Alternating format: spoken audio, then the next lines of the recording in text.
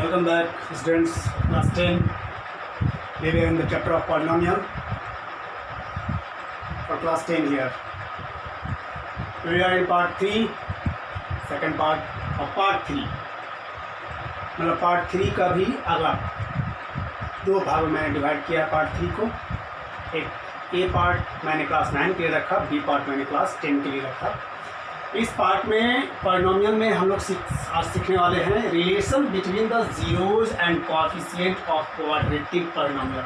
मतलब quadratic polynomial अगर है तो उसके जीरोज, मैंने पिछले वीडियो में आपको बताया था कि देखिए जी, जो भी पॉलिनोमियल जितने डिग्री का होगा उस पर उतने ही सॉल्यूशन होते हैं. ठीक है, उतने ही जीरोज होते हैं. अगर लीनियर पॉलिनोमियल है एक जीरो होगा, क्वाड्रेटिक है तो दो जीरोज होंगे, क्यूबिक है तो तीन जीरोज होंगे. इस तरह से बढ़ते चले जाते हैं. तो वही बात है यहाँ पे कि आखिर उस जीरोज और कोएफिशिएंट के बीच का रिलेशन क्या है. तो कौन क्या है जीरो, किसको कहेंगे जीरोज, और जो कोएफिशिएंट होगा पॉलिनोमियल का उसके बीच में संबंध आखिर है क्या, कैसे वैल्यू निकालेंगे, फाइंड आउट करेंगे.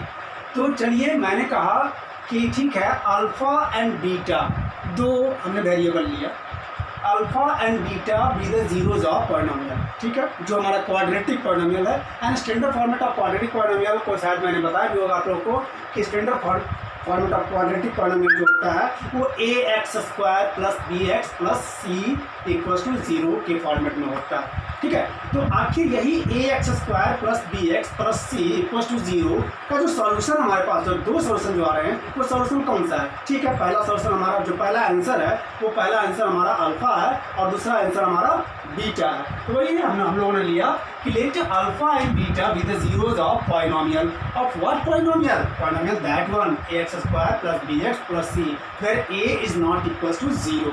a 0 नहीं होना चाहिए. क्यों, सोचिए जरा सा, अगर a 0 हो जाए, देखिए a अगर 0 हो जाएगा तो 0 इंटू एक्स स्क्वायर 0 बना देगा, बचेगा क्या सिर्फ आपके पास bx प्लस c जो कि लीनियर पॉलिनोमियल हो जाएगा. ठीक है, और हमारे पास तो क्वाड्रेटिक पॉलिनोमियल चाहिए. तो क्वाड्रेटिक पॉलिनोमियल के लिए पावर तो डिग्री जो है तो 2 चाहिए, तो 2 तो हमको ये जरूरी है. तो वही a यहाँ पे लिखा हुआ है, a 0 के बराबर नहीं है. ठीक है, तो इसी पॉलिनोमियल का दो जीरो अल्फा एंड बीटा है. तो जब दो जीरो जिसका है तो तय बात है कि दोनों जीरोस एक फैक्टर बनाएंगे और इसी फैक्टर का जो प्रोडक्ट होगा ये पॉलिनोमियल होगा. तो देखिए देन x माइनस अल्फा. ठीक है, चूँकि अल्फा इसका आंसर था, x माइनस अल्फा और बीटा भी आंसर है तो x माइनस बीटा, ये दोनों इसके फैक्टर होंगे. कैसे, पिछले क्लास में आप लोग शायद पढ़े होंगे कि जैसे मान लीजिए x माइनस 2 इक्वल्स टू 0 तो x बराबर 2 आया, ये आंसर आया ना, x बराबर 2. तो इसी 2 को हमने इधर जब किया तो माइनस में आया. तो यही जो आंसर है वही अल्फा है. ठीक है, तो वही अल्फा जब x इक्वल्स टू अल्फा था, x equals to alpha then x minus alpha equals to 0 and x equals to beta था तो x minus beta equals to 0. इसका मतलब ये दोनों जो होगा x minus alpha and x minus beta are the factors of polynomial. इस polynomial के फैक्टर हो जाएंगे. जब फैक्टर हो जाएंगे तो हमारे पास पॉलिनोमियल था ax² plus bx plus c. ये किसके बराबर होगा, इस दोनों पॉलिनोमियल, इस दोनों फैक्टर्स के प्रोडक्ट के बराबर होगा. x minus alpha into x minus beta के प्रोडक्ट के बराबर होगा. मैंने एक कांस्टेंट ले लिया, हो सकता है कि इसका वैल्यू कुछ और भी हो, वेरिएबल कोएफिशिएंट कहलाते, एक के को हमने कांस्टेंट माना.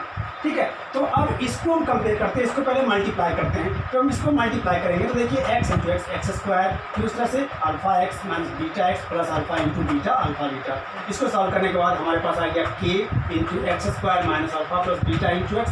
क्योंकि यहाँ से मैंने x कॉमन लिया और ये दोनों x कॉमन लेकर के अल्फा प्लस बीटा बन गया and plus alpha into beta हुआ.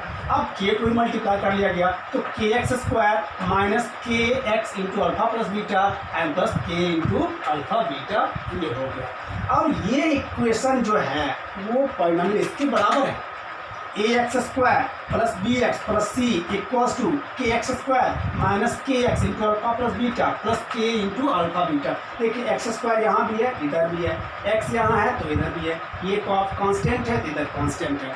इन दोनों इक्वेशन को, दोनों पॉलिनोमियल को अगर हम कंपेयर करते हैं, ठीक है, तुलना करते हैं, तो आखिर ये x जो है ये a किसके जगह पे आ रहा है, k के जगह पे आ रहा है. इसका मतलब k जो है किसके बराबर हो गया, a के बराबर हो गया। अब x के साथ कोएफिशिएंट में कितना लगा हुआ b है, इसका मतलब यहाँ पे x के साथ कोएफिशिएंट में कितना है x k into alpha plus beta. वही देखिए k into alpha plus beta, क्योंकि माइनस लगा हुआ था there after minus k into alpha plus beta किसके बराबर हो गया, b के बराबर हो गया। एंड जो कांस्टेंट हमारा c है वो किसके बराबर है, k into alpha plus beta के बराबर हो गया। अब यहाँ से अगर हम देखते हैं तो k तो a के बराबर हो ही गया, यहाँ से हम लेते हैं minus k into alpha plus beta equal to b है, तो k किसके बराबर था, a के बराबर था ना। जब k a के बराबर है तो k के जगह पर हम a रिप्लेस कर देंगे, तो माइनस k के जगह पे मैंने लिखा minus a into alpha plus beta equal to b हो गया, और अल्फा k इंटू अल्फा की जगह पे k बराबर a आ गया यहाँ पे, तो a इंटू अल्फा बीटा बराबर कितना हो गया c।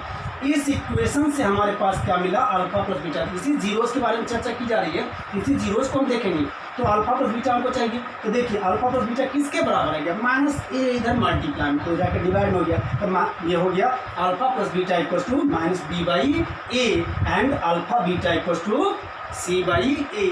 तो वही चीज़ आपको देखना है कि यहाँ पे ये दो बातें हुई, ये दोनों जीरोज हैं, यहाँ भी दोनों जीरोज हैं, ये सम ऑफ जीरोज कहलाया और ये प्रोडक्ट ऑफ जीरोज कहलाया। तो रिलेशन क्या हुआ कि जो सम ऑफ जीरोज होगा वो क्या है, माइनस बी बाई ए।